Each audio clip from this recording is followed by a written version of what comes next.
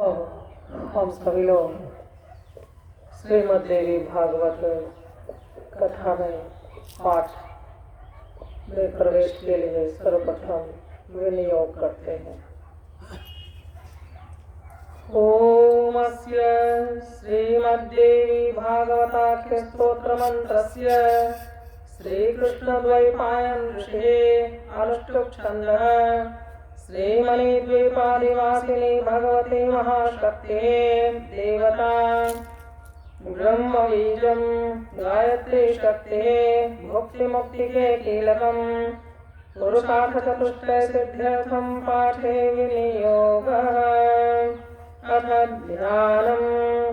ॐ बालार्कायुत तेजसां त्रिनयनां रक्ताम्बरोल्लासिनीं नानालङ्कृतराजमानवपुषां बालोदुराट्शेखरां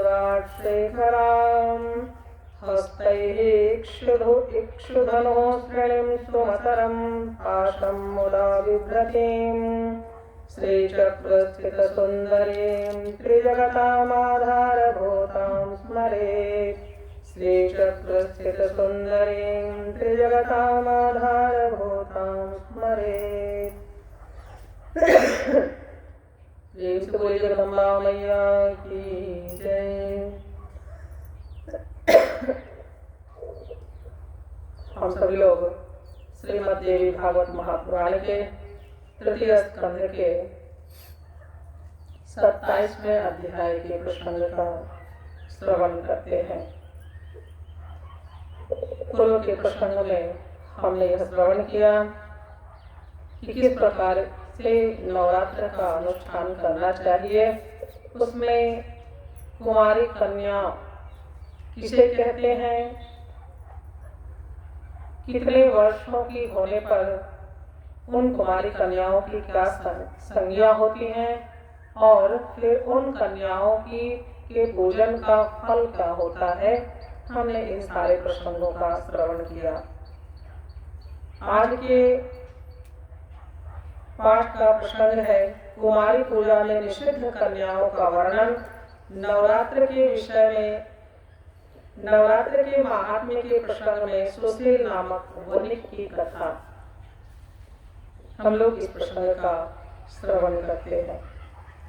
व्यास जी बोले, हे राजन, जो कन्या किसी अंग से हीन हो, कोढ़ अथवा भाव युक्त हो, जिसके शरीर के किसी अंग से दुर्गंध आती हो और जो विशाल कुल में उत्पन्न हुई हो, ऐसी कन्या का पूजा में परित्याग कर देना चाहिए। जन्म से अंधी, तिरछी नजर से देखने वाली, कानी, कुरूप, बहुत रोम वाली, रोगी तथा रजस्वला कन्या का पूजा में परित्याग कर देना चाहिए। अत्यंत दुर्बल, समय से पूर्व ही गर्भ से उत्पन्न, विधवा स्त्री से उत्पन्न तथा कन्या से उत्पन्न, ये सभी कन्याएं पूजा आदि सभी कार्यों में सर्वथा त्याज्य हैं। रोगों से रहित, रूपवान अंगों वाली, सौंदर्यमयी, व्रण रहित तथा एक वंश में अपने माता पिता से उत्पन्न कन्या की ही विधिवत पूजा करनी चाहिए। समस्त कार्यों की सिद्धि के लिए ब्राह्मण की कन्या, विजय प्राप्ति के लिए राजवंश में उत्पन्न कन्या तथा धन लाभ के लिए वैश्य वंश अथवा शूद्र वंश में उत्पन्न कन्या पूजन के योग्य मानी गई है। ब्राह्मण को ब्राह्मण वर्ण में उत्पन्न कन्या की, क्षत्रियों को ही ब्राह्मण वर्ण में उत्पन्न कन्या की, वैश्यों को ब्राह्मण, क्षत्रिय, वैश्य तीनों वर्णों में उत्पन्न कन्या की तथा शूद्रों को चारों वर्णों में उत्पन्न कन्या की पूजा करनी चाहिए। शिल्प कर्म में लगे हुए मनुष्यों को यथा योग्य अपने अपने वंश में उत्पन्न कन्याओं की पूजा करनी चाहिए। नवरात्र विधि से भक्ति पूर्वक निरंतर पूजा की जानी चाहिए। यदि कोई व्यक्ति नवरात्र पर्यंत प्रतिदिन पूजा करने में असमर्थ है तो उसे अष्टमी तिथि को विशेष रूप से अवश्य पूजा करनी चाहिए। प्राचीन काल में दक्ष के यज्ञ का विध्वंस करने वाली महाभयानक भगवती भद्रकाली करोड़ों योगिनियों सहित अष्टमी तिथि को ही प्रकट हुई थीं। अतः अष्टमी को विशेष विधान से सदा भगवती की पूजा करनी चाहिए। उस दिन विविध प्रकार के उपहारों, गंध, माला, चंदन के अनुलेप, पायस आदि के हवन, ब्राह्मण भोजन तथा फल पुष्पादि उपहारों से भगवती को प्रसन्न करना चाहिए। हे राजन, पूरे नवरात्र भर उपवास करने में असमर्थ लोगों के लिए 3 दिन का उपवास भी यथोक्त फल प्रदान करने वाला बताया गया है।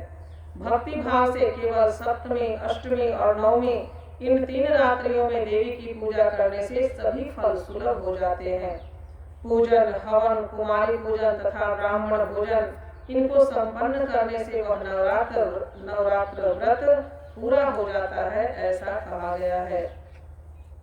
इस पृथ्वी लोक में जितने भी प्रकार के व्रत एवं दान हैं, वे इस नवरात्र के तुल्य नहीं हैं, क्योंकि यह व्रत सदा धन धान्य प्रदान करने वाला, सुख तथा संतान की वृद्धि करने वाला, आयु तथा आरोग्य प्रदान करने वाला और स्वर्ग तथा मोक्ष देने वाला है। अतएव विद्या, धन अथवा पुत्र इनमें से मनुष्य किसी की भी कामना करता हो, उसे इस सौभाग्यदायक तथा कल्याणकारी व्रत का विधि पूर्वक अनुष्ठान करना चाहिए। इस व्रत का अनुष्ठान करने से विद्या चाहने वाला मनुष्य समस्त विद्या प्राप्त कर लेता है और अपने राज्य से वंचित राजा फिर से अपना राज्य प्राप्त कर लेता है। पूर्व जन्म में जिन लोगों द्वारा यह उत्तम व्रत नहीं किया गया है, वे इस जन्म में रोगग्रस्त, दरिद्र तथा संतान रहित होते हैं। जो स्त्री बंध्या, विधवा अथवा धनहीन है, उसके विषय में यह अनुमान कर लेना चाहिए कि उसने अवश्य ही पूर्व जन्म में यह व्रत नहीं किया था। इस पृथ्वी लोक में जिस प्राणी ने उक्त नवरात्र व्रत का अनुष्ठान नहीं किया, वह इस लोक में वैभव प्राप्त करके स्वर्ग में आनंद कैसे प्राप्त कर सकता है। जिसने लाल चंदन मिश्रित कोमल बेलो पत्रों से भवानी जगदम्बा की पूजा की है, वह इस पृथ्वी पर राजा होता है। जिस मनुष्य ने दुख तथा संताप का नाश करने वाली, सिद्धियां देने वाली, जगत में सर्वश्रेष्ठ, शाश्वत तथा कल्याण स्वरूपिणी भगवती की उपासना नहीं की, वह इस पृथ्वी तल पर सदा ही अनेक प्रकार के कष्टों से ग्रस्त, दरिद्र तथा शत्रुओं से पीड़ित रहता है। विष्णु, इंद्र, शिव, ब्रह्मा, अग्नि, कुबेर, वरुण तथा सूर्य समस्त कामनाओं से परिपूर्ण होकर हर्ष के साथ जिन भगवती का ध्यान करते हैं, उन देवी चंडिका का ध्यान मनुष्य क्यों नहीं करते। देवगण इनके स्वाहा नाम मंत्र के प्रभाव से तथा पितृगण स्वधा नाम मंत्र के प्रभाव से तृप्त होते हैं। इसलिए महान मुनिजन प्रसन्नता पूर्वक सभी यज्ञों तथा श्राद्ध कार्यों में मंत्रों के साथ स्वाहा एवं स्वधा नामों का उच्चारण करते हैं। जिनकी इच्छा से ब्रह्मा इस विश्व का सृजन करते हैं, भगवान विष्णु अनेक विध अवतार लेते हैं और शंकर जी जगत को भस्मसात करते हैं, उन कल्याणकारिणी भगवती को मनुष्य क्यों नहीं भजता।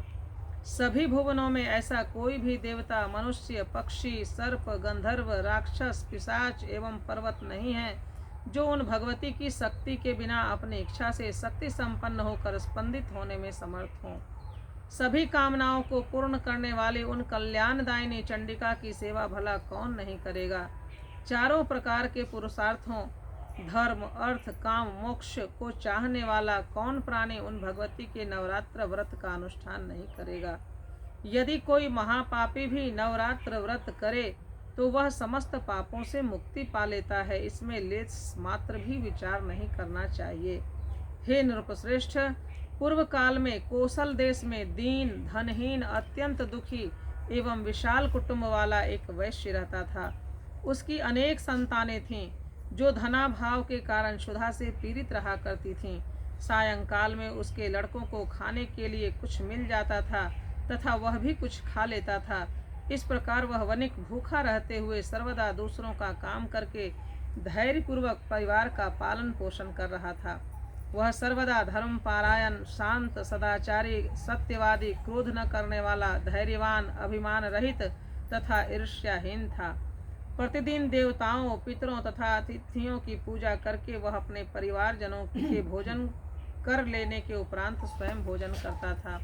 इस प्रकार कुछ समय बीतने पर गुणों के कारण सुशील नाम से प्रख्याति प्राप्त उस वनिक ने दरिद्रता तथा क्षुधा पीड़ा से अत्यंत व्याकुल होकर एक शांत स्वभाव ब्राह्मण से पूछा, सुशील बोला, हे महाबुद्धि संपन्न ब्राह्मण देवता, आज मुझ पर कृपा करके यह बताइए कि मेरी दरिद्रता का नाश निश्चित रूप से कैसे हो सकता है। हे मानद, मुझे धन की अभिलाषा तो नहीं है, किंतु हे द्विजश्रेष्ठ, मैं आपसे कोई ऐसा उपाय पूछ रहा हूँ जिससे मैं कुटुंब के भरण पोषण मात्र के लिए धन संपन्न हो जाऊं। मेरी पुत्री और पुत्र क्षुधा से पीड़ित होकर भोजन के लिए बहुत रोते हैं और मेरे घर में इतना भी अन्न नहीं रहता कि मैं उन्हें एक मुट्ठी भर अन्न दे सकूं। रोते हुए बालक को मैंने घर से निकाल दिया और वह चला गया, इसलिए मेरा हृदय शोकाग्नि में जल रहा है। धन के अभाव में मैं क्या करूं? मेरी पुत्री विवाह के योग्य हो चुकी है, किंतु मेरे पास धन नहीं है। अब मैं क्या करूं? वह 10 वर्ष से अधिक की हो गई है। इस प्रकार कन्यादान का समय बीता जा रहा है। हे विप्रेंद्र, इसलिए मैं अत्यधिक चिंतित हूँ। हे दयानिधान, आप तो सर्वज्ञ हैं, अतएव मुझे कोई ऐसा तप, दान, व्रत, मंत्र तथा जप बताइए जिससे मैं अपने आश्रित जनों का भरण पोषण करने में समर्थ हो जाऊं। हे द्विज, बस मुझे उतना ही धन मिल जाए और मैं उससे अधिक धन के लिए प्रार्थना नहीं करता। हे महाभाग, आपकी कृपा से मेरा परिवार अवश्य सुखी हो सकता है, अतएव आप अपने ज्ञान बल से भली भांति विचार करके वह उपाय बताइए।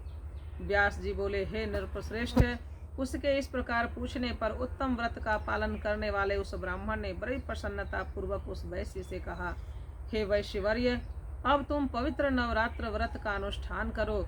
इसमें तुम भगवती की पूजा, हवन, ब्राह्मण भोज, वेद पाठ, उनके मंत्र का जप और होम आदि यथाशक्ति संपन्न करो। इससे तुम्हारा कार्य अवश्य सिद्ध होगा। हे वैश्य, नवरात्र नामक इस पवित्र तथा सुखदायक व्रत से बढ़कर इस पृथ्वी तल पर अन्य कोई भी व्रत नहीं है। यह नवरात्र व्रत सर्वदा ज्ञान तथा मोक्ष को देने वाला, सुख तथा संतान की वृद्धि करने वाला एवं शत्रुओं का पूर्ण रूप से विनाश करने वाला है। राज्य से च्युत तथा सीता के वियोग से अत्यंत दुखित श्री राम ने किष्किंधा पर्वत पर इस व्रत को किया था। सीता की विरहाग्नि से अत्यधिक संतप्त श्री राम ने उस समय नवरात्र व्रत के विधान से भगवती जगदम्बा की भली भांति पूजा की थी। इसी व्रत के प्रभाव से उन्होंने महासागर पर सेतु की रचना कर महाबली मंदोदरी पति रावण, कुंभकर्ण तथा रावण पुत्र मेघनाद का संहार करके सीता को प्राप्त किया। विभीषण को लंका का राजा बनाकर पुनः अयोध्या लौटकर उन्होंने निष्कंटक राज्य प्राप्त किया था। हे वैश्यवर, इस प्रकार अमित तेज वाले श्री राम जी ने इस नवरात्र व्रत के प्रभाव से पृथ्वी तल पर महान सुख प्राप्त किया। व्यास जी बोले, हे राजन, ब्राह्मण का यह वचन सुनकर उस वैश्य ने उन्हें अपना गुरु मान लिया और उनसे माया बीज नामक उत्तम मंत्र की दीक्षा प्राप्त की। तत्पश्चात आलस्यहीन होकर अत्यंत भक्ति पूर्वक पूरे नवरात्र भर उसने उस मंत्र का जप किया और अनेक विध उपहारों से आदर पूर्वक भगवती का पूजन किया। इस प्रकार माया बीज परायण उस वैश्य ने 9 वर्षों तक यह अनुष्ठान किया। 9वें वर्ष के अंत में महाअष्टमी तिथि को अर्धरात्रि आने पर महेश्वरी ने उसे अपना प्रत्यक्ष दर्शन दिया और अनेक प्रकार के वरदानों से कृतकृत्य कर दिया। इस प्रकार से भगवती देवी की पूजा के महत्व का वर्णन करते हुए कथा को यहीं पर विराम देते हैं। शेष कथा का श्रवण अगले दिन करते हैं। इन्हीं शब्दों के साथ मैं अपनी वाणी को विराम देती हूँ। श्री सद्गुरुदेव बाबा के चरणों में नमन करते हुए आप सबों को मेरा नमो नमः। प्रेम से बोलिए जगदम्बा मैया की जय।